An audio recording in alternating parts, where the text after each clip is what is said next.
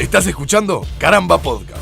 Podés encontrar más episodios en carambapodcast.com o seguirnos en Twitter e Instagram, @carambapodcast. Con el alma inquieta de un gorrión sentimental, hay un lugar en el mundo del cual podemos salir, pero que nunca sale de nosotros. Con sus calles, personajes y rincones, es a la vez nuestra madre y nuestro padre, porque es la más pequeña de las patrias y la más folclórica de las matrices culturales. Perdonen si al evocarlo se me pianta un lagrimón, pero es que nadie está libre del vínculo con el barrio. Bienvenidos a un nuevo capítulo de Nadie está libre, este podcast que junto a Nico desarrollamos aquí en Caramba y que en el día de hoy estará enteramente dedicado al barrio. Veníamos, Nico, de una línea bastante más profunda, o no, en lo que refiere a las temáticas elegidas. Bueno, Ale, no sé a qué te referís con profundo, pero entiendo que quizás estábamos rondando temas más filosóficos. Sí, pesadillas, sí, sueños, la sí. mentira, la libertad. Sí, no hicimos un capítulo de libertad, Nico. ¿Pesadillas hicimos? No, Tampoco, hicimos insomnio. Tampoco, pero veníamos capaz con temas un poquito más amplios y en este caso quisimos, bueno, nada, vamos a girar un poquito porque creo que sobre el barrio tenemos mucho que decir. De hecho, ya durante la frase con la que arrancamos este capítulo, ibas tirando algunos dibujos que me parece que son interesantes y que tienen que ver con prácticamente, te diría, todos los temas que vamos a tratar durante el día de hoy, con varios de los puntos que vamos a tratar durante el día de hoy. Por ejemplo, antes de venir para acá, estuve buscando información y hago mea culpa porque no encontré la fuente, que me hubiera encantado traerla, porque es algo que seguramente lo vi o en la facultad o en la escuela de comunicación o algo por el estilo. Y me hubiera gustado de verdad traer quién fue el que dijo esto y quién fue el que desarrolló esta teoría, pero no tenía, creo que, puntas suficientes como para hacer una búsqueda, para decirle a Google, Google, es por acá. Claro. Pero había un sociólogo que decía que hablaba de los espacios públicos y de los espacios privados, ¿no? Como de los círculos de confort y los círculos de sociedad. Y me voy a explicar un poquito. Es como que si pensáramos, tu casa probablemente es tu círculo más íntimo, ¿no? Es el círculo donde vos estás en una plena, depende de cómo vivas tu vida, pero probablemente en una plena libertad. Tu reino, ¿no? Es tu reino, ahí está.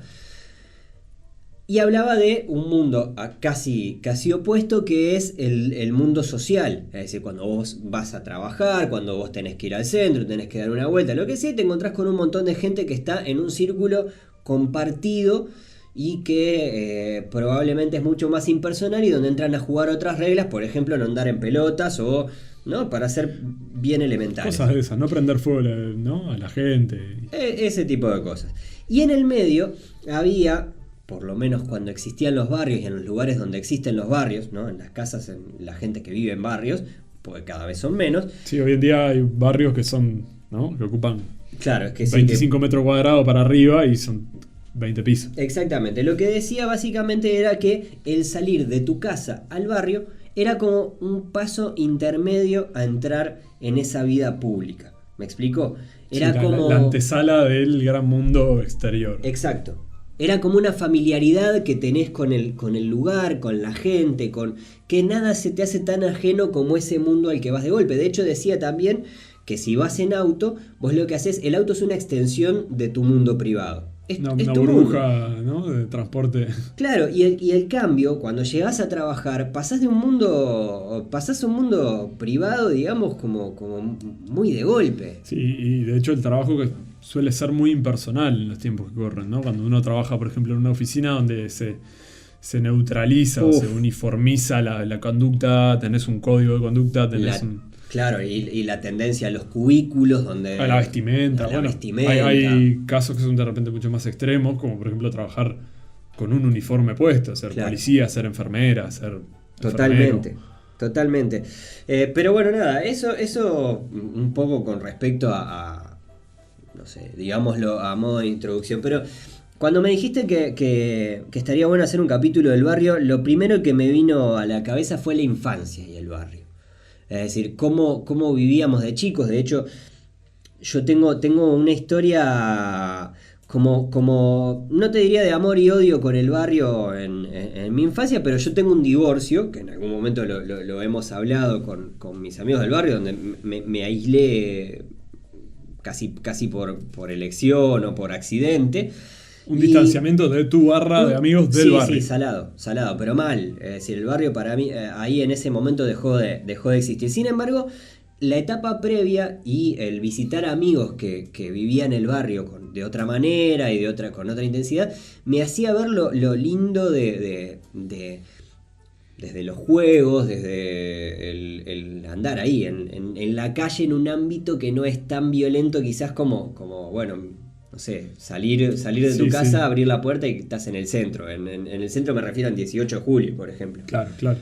Sí, yo pienso ahora con eso mismo, con esto último que vos decís, esos barrios que están, se me ocurre en el caso de nosotros que estamos en Montevideo, barrios como Jacinto Vera, que de repente estás a 2 cuadras de Boulevard, que es una de las avenidas más importantes de esta ciudad, ancha, con cantero en el medio, ¿no? Y de repente caminaste 2 cuadras para un lado y ya no escuchás los autos, y no ves edificios y estás como otro mundo, ¿no? En la feria que te topás con un montón de gente que por lo menos de vista ya la conoces, con feriantes a los que conoces. Claro, quizás no sabes exactamente de dónde también, o vecinos del... No, pero se empieza a dar como esa familiaridad. Pero está bueno eso, digo, porque hablábamos también hace un ratito de que los barrios, sí, hay cada vez menos, o hay cada vez menos, no sé si cultura de barrio. Es como que de a poquito... Pero con esto que vos decías de la infancia, por ejemplo, yo tengo el recuerdo y yo que me crié en un barrio muy cercano a 18 de julio, a la principal avenida de la capital, ¿verdad? Y sin embargo... tenía esas cosas de barrio de sin que dudas. Te pasaba a buscar un amigo. Y yo vivía en un edificio, además. Bueno, vos también, tengo entendido, ¿no? Sí, claro. Toda mi vida viví en edificios. Pero que te pasara a buscar o el vecino de un apartamento, un amigo, para ir a jugar a la pelota a la plaza, o bajar a la Rambla, a jugar a algo, o a tirarse ahí al pasto, o salir a la vereda. Claro. Yo creo que el barrio no deja de tener como un componente de pertenencia, para empezar. Que era uno de los temas que quizás queríamos hablar, ¿no? Vos decías en tu frase que era como una pequeña nación, ¿puede ser? La más pequeña de las patrias. La más pequeña de las patrias. Y no es para nada descabellado pensarlo de esa manera. Y capaz que ese ser tan pequeño de la patria también hace que sea como ese círculo más íntimo. Porque la patria es muy abstracta. En la patria, yo qué sé, vos tenés acá, Uruguay, tenés un montón de gente de miles de formas diferentes, nos peleamos todos entre nosotros cuando nos ponemos. Si bien cuando juega la selección, por ejemplo, que capaz que es el acto más patriota o más común de sentimiento patriótico, aunamos todos y sentimos todos que somos, ¿no? La nación con los 3 huevos y el maracanazo y todas las cosas. Pero en realidad... Pero hay elementos de identificación que atraviesan a todas las diferencias y que justamente son esas cuestiones que hacen a los nacionalismos, en el sentido quizás más inocente del término, no, sin entrar a rayar en el chauvinismo y demás, pero una bandera con la que todo el mundo se siente identificado, más allá de su partidos o pertenencias políticas, un himno, una selección de fútbol, ciertos símbolos como puede ser el mate o como puede ser algún artista que quizás atraviese también, ¿no? Ese tipo de cosas. Y creo que con los barrios pasa lo mismo también. Creo que con los barrios linderos al centro, como el tuyo particularmente, por ejemplo, tienen un tema de identificación que parte de la identidad, y esto parece una redundancia y capaz que lo es, pero a lo que me refiero es que vos querés ser parte de un barrio que tenga nombre. ¿Me explico? Sí, no sé si la gente del centro, siguiendo esta idea, por ejemplo, la gente que vive en el barrio del centro, no sé si dice orgullosamente que vive en el centro. No. ¿Me entendés? Porque el centro no es barrio. El centro no tiene personalidad. No tiene personalidad. Es capaz el menos barrio de los barrios. ¿O no? Es un barrio que tiene 18 de julio y comercios y para hacer trámites y muchas veces, y muchísima gente ajena al barrio. Es decir, gente que viene a trabajar, básicamente. Sí, un barrio que vas un sábado de tarde o un domingo de tarde y... Exacto. Falta que pasen Las bolas de de pasto, ¿no? esa del desierto, ¿no? Sí. Sí, hay algo de eso. Yo, por ejemplo, viví toda mi vida, o casi toda mi vida en Villa Española, y las imágenes, por ejemplo, yo estoy en una zona que es más bien industrial, es decir, que tiene frigorífico, fábrica, mercado modelo, todo por ahí cerca, ¿no? Entonces, cuarteles, ¿no? Hay cuarteles. Grandes extensiones de territorio que no son viviendas. Eso mismo, exacto. Entonces, las partes de vivienda son como micro barrios adentro de un barrio. Villa Española en realidad viene a ser un poco más lejos de donde yo vivo. Yo estaría como en una esquinita de Villa Española. Ya ni siquiera es el barrio del Cilindro. No, ni siquiera es el barrio del Cilindro. Porque totalmente. No hay más Cilindro. Totalmente. Y ahí se daba un poquito más eso. Porque yo esto hago la salvedad porque Villa Española tiene millones de complejos de viviendas. Sí. Y quizás cada habitante de Villa Española lo pueda vivir más o menos como un barrio. Sin embargo, sé que hay muchas industrias o muchas fábricas o muchas cositas ahí en la vuelta que hacen que sea como un barrio extraño. Pero las partecitas que son barrio, amigo, re barrio, muchacho. Re barrio. Y esa cuestión de las viviendas que vos decís, se me ocurre con las cooperativas. En mi infancia tuve varios vínculos, o por amigos de mis padres y demás, gente que convivía en cooperativas o que convive hasta el día de hoy, y la cooperativa o las viviendas genera esa cosa de mini barrio, como siguiendo esta alegoría que hacía el sociólogo que comentabas hoy. Hay como un paso intermedio más entre la vivienda y el barrio. Sí, quizás como una gran familia, claro. Una tribu, ¿no? Claro. Pero es que no deja de ser algo de eso. Es decir, en el complejo de vivienda, los nenes, pasa mucho eso. Yo no tengo hijos, pero veo también, los miro así por la cortina por la ventana de mi casa, atrás de la cortina. Así empezó Michael Jackson. Pero no, claro, veo los grupos de padres como se da una interacción inmediata, ¿viste? Tenés hijos, tus hijos empiezan a jugar juntos y básicamente a partir de ahí se genera como una comunidad de cuidado, si se quiere, claro. Que deja de ser una cosa tan del barrio como más de la vivienda, ¿no? Del complejo de viviendas, de los edificios. Es que es algo bastante, retomo lo que decía recién, es bastante tribal. En el edificio donde yo vivía, si bien estaba en el barrio y demás, había 60 apartamentos. Y habíamos un pequeño grupo de niños, pongamos entre 12 y 6 años, que éramos como una barrita muy despareja para esa edad en la que vos te solés vincular más con niños cercanos a tu edad, pero que andábamos ahí, íbamos para un apartamento, para el otro, jugábamos en los pasillos del edificio, salíamos a la vereda, y de repente pasaba que vos llegabas a tu casa a las 10 de la noche, y, ay, ¿dónde estabas? Que no sé qué, tu madre te rezongaba, tu padre te rezongaba, y por ahí sonaba el teléfono y era Susana, la madre de uno de los chiquilines, y decía, ay, que le decía a tu madre o a tu padre, miren que Nicolás ya cenó, y claro, era como que tu familia se extendía a otros apartamentos, ya tenías los cuidados, ya había hecho los deberes y cosas así. Como que, ¿eso es lo que ¿no? significa el barrio para vos? Es decir, ¿es algo de eso? Es un poco ¿tenés eso. una definición formada de barrio? Es que para mí, cuando me preguntás qué es el barrio, Enrique... ¿Qué es el barrio, Enrique? Sí. Entran a jugar factores más también culturales, porque yo vivo en un barrio que se identifica. Yo nací en el barrio de Palermo, viví hasta los 7 años, y después me mudé al barrio sur y tengo 32 años, y desde los 7 hasta los 32 viví en el barrio sur. Sí. En 3 lugares distintos, pero sigo en el barrio sur.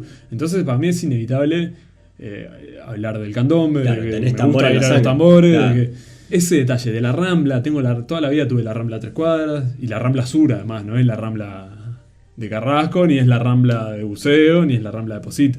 Total. Es la Rambla Sur, y siempre estás en ese vínculo entre el Parque Rodó y la Ciudad Vieja, y es como que tu barrio tiene, como dice la canción de la calle Durazno y Convención de Jaime Ross, rivales y hermanos, ¿no? Barrios que sabes que no son el tuyo, pero que estás en familia, ¿no? Bueno, esa cosa de... eso está buenísimo. Antes de empezar, cuando emezamos a ver un poquito cómo íbamos a articular esto, hablábamos del barrio y el pueblo chico como diferencias, y lo traigo a colación básicamente pensando en que cada barrio tiene su Shelbyville. Es decir, Sí. Shelbyville no era otro barrio pegado a Springfield, sino que era más bien un pueblito pegado a Springfield. Pero tiene su vecino malo, ¿no? El rival. El rival. Y Que vive igual que vos. Salvo que vivas en una zona muy, muy particular de Montevideo.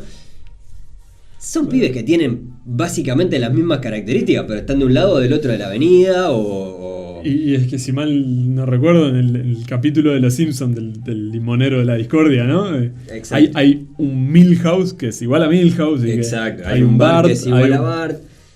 Hasta hay un Homero, o sea, es esa cosa de cómo los nacionalismos te marcan diferencias que en definitiva no son tales. O sea, Claro, es el arrimarte a... somos distintos, sí, pero si nos ponemos a comparar como país, haciendo otra vez esta transposición de que un barrio puede ser, ¿no?, algo más grande, con Argentina somos muy distintos, sí, pero también somos muy parecidos. Muy. Más allá de esto, a mí, perdón que vuelva mucho para atrás, pero desde el principio me quedó algo jugando en la cabeza. Cuando vos hablaste de esta teoría del sociólogo que decía que era como el barrio, ¿no? La casa, el barrio y esos círculos hacia afuera. Vos dijiste que no te acordabas si lo habías dado en la facultad o en el liceo o no sé dónde, y me hiciste pensar automáticamente y me lo anoté acá a un costado, porque en el término que es muy de nuestro país por lo menos, hablar de la universidad de la calle. Que fulano tiene calle o Mengano tiene menos calle que Venecia, se dice a veces, bueno, ¿no? Es más, ese término muchas veces viene con el tenés barrio o no tenés barrio. Bueno, exactamente. ¿Y qué es eso? Yo creo que ahí juega mucho como el código de convivencia con pares, diferenciado de los códigos de convivencia más genéricos. A ver si me explico. Por ejemplo, Te sigo igual, creo, ¿eh? ¿sí? Pero... Porque, claro, cuando vos convivís en sociedad, vos tenés determinadas normas legales, normas sociales y demás, que bueno, nada, son las que se difunden en los medios, las que se difunden, bueno, las que están escritas en la Constitución, en el caso de las legales particularmente. Como decías vos, no puedo andar sin ropa por ahí. Claro, ¿no? las que lees en los libros, las que ves en las películas y demás, porque hay muchas cosas que probablemente sean universales con respecto bueno, universales.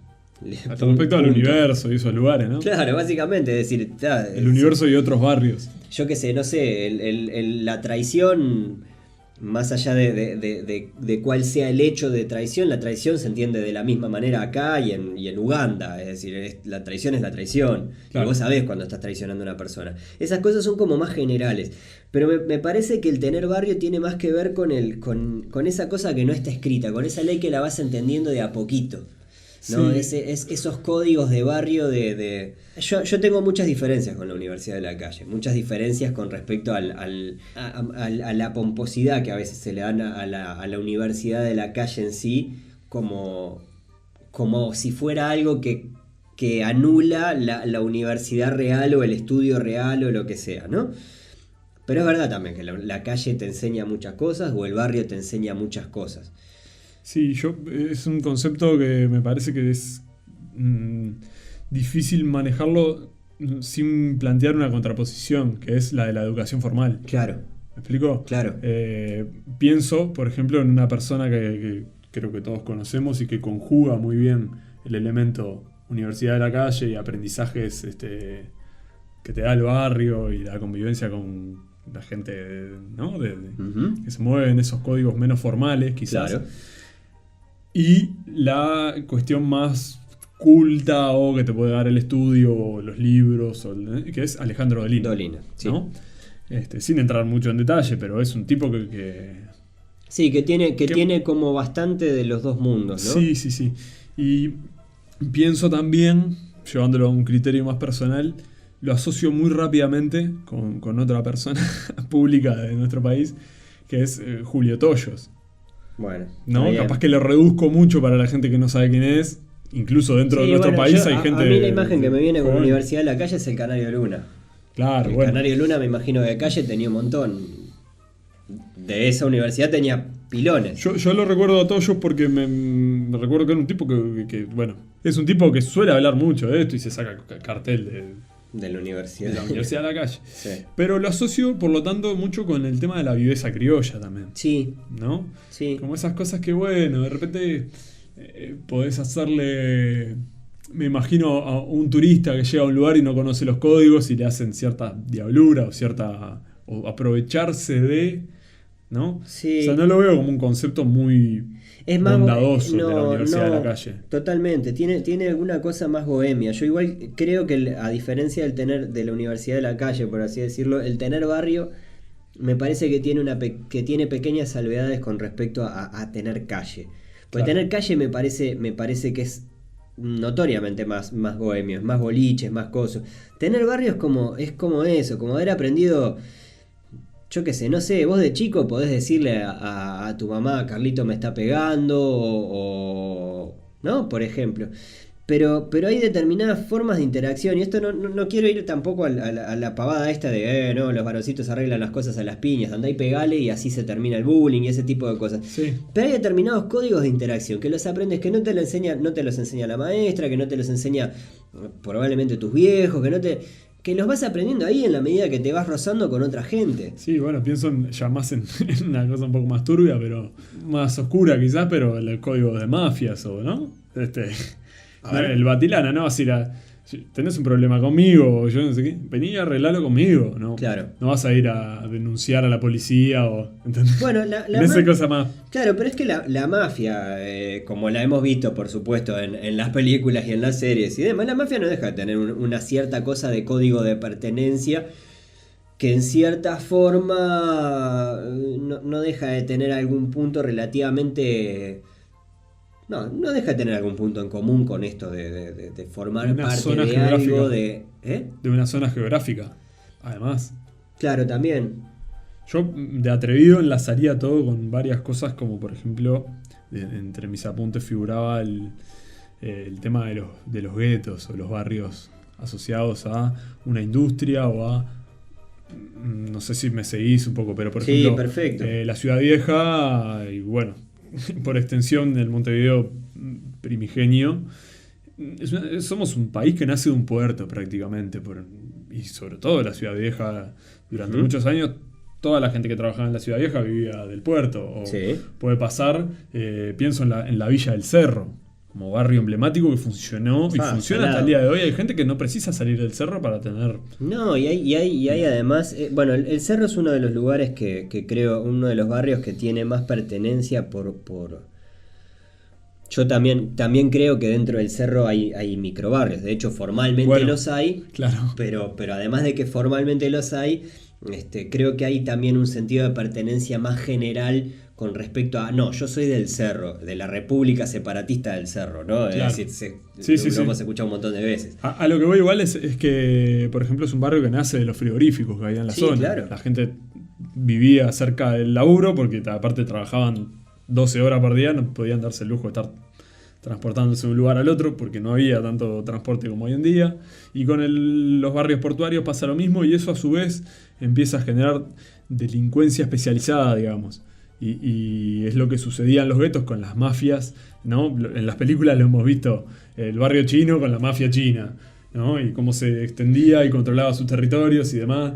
El contrabando de pirotecnia y gatos. Claro, de tintorería, sí, ¿no? Sí. O los italianos, que también con El contrabando de tallarines de y esas tallarines, cosas que... Bueno, sí, lo hemos visto mucho y Las hemos pizzas, ahondado, ¿no? hemos estudiado un montón esto. por supuesto. Pero bueno, No sé pero si se entiende a lo sí, que se voy. entiende. Pasa muchas veces, yo sé que al hablar de barrios en ciudades, en megaciudades, como puede ser, no sé, Nueva York, San Francisco, Coso, bueno, sí, el barrio es como raro. Pero no dejan de haber determinados lugares. Hay algunos que se dan como por pertenencia, por no sé si llamarlo por nacionalidad o por origen de sus habitantes, o por lo menos de los primeros habitantes que lo poblaron. Barrios chinos también, barrios italianos.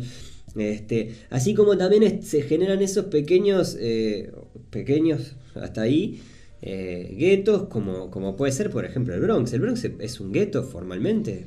Y creo que si hoy en día, primero, no estoy del todo claro en la el término de gueto que tanto corresponde, pero en definitiva, originalmente o en algún momento fue un barrio exclusivo de afrodescendientes, afroamericanos, como decían en las películas de los 80, ¿no? Sí, claro. Y donde también, nada, en su momento, y no particularmente el Bronx contra todo, sino que se empezaron a dar como las... En Estados Unidos creo que se daba más, en la época de los 80 y los 90, cosas como de manzana, ¿no? Las pandillas de la manzana o de un bloque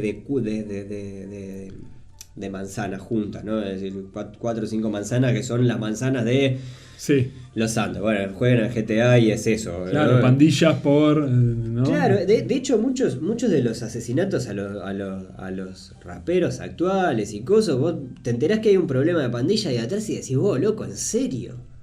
Es decir, probablemente haya mucho que sea o de falopa, o de mafia, o de coso, o de cosas que, comillas, más importantes o más grandes, si se quiere. Pero la pertenencia para mí, cuando llega a ese grado de violencia, de vos, en serio. Pasa mucho en el fútbol. Acá, más allá de los cuadros grandes...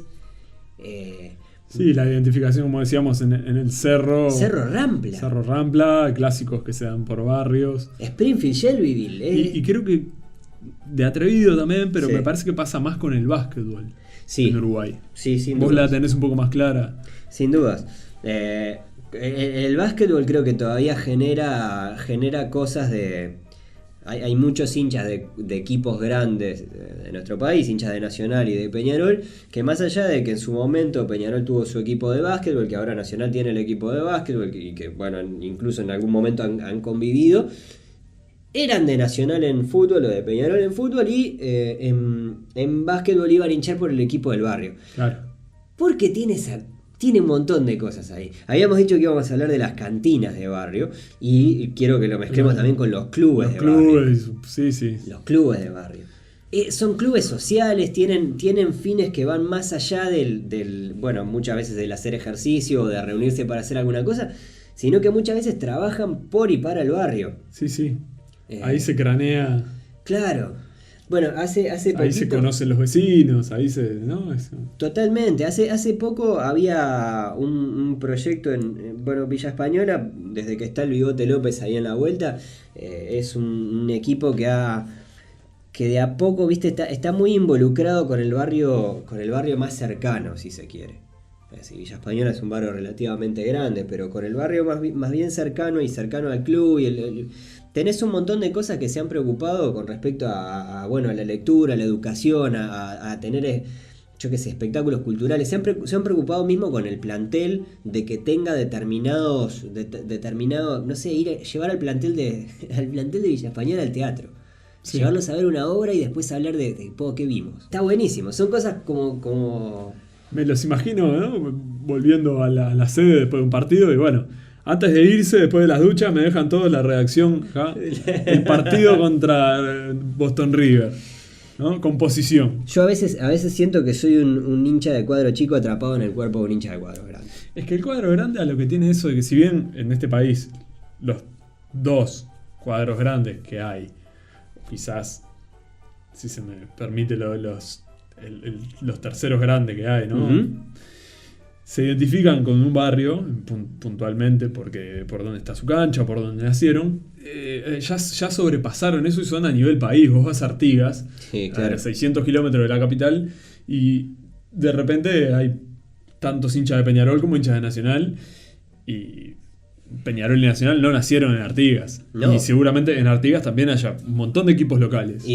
Claro, pero de hecho, ahora cuando se trató más de hinchas de gremio porque están más cerca de Brasil. Bueno, pero cuando se trató de hacer la integración del fútbol con off y terminaron surgiendo los Tacuarembó, el Paysandú Bellavista, Cerro Chato, ¿no? Claro, empezaron a aparecer un montón de equipos que son equipos del departamento, pero no son selecciones del departamento.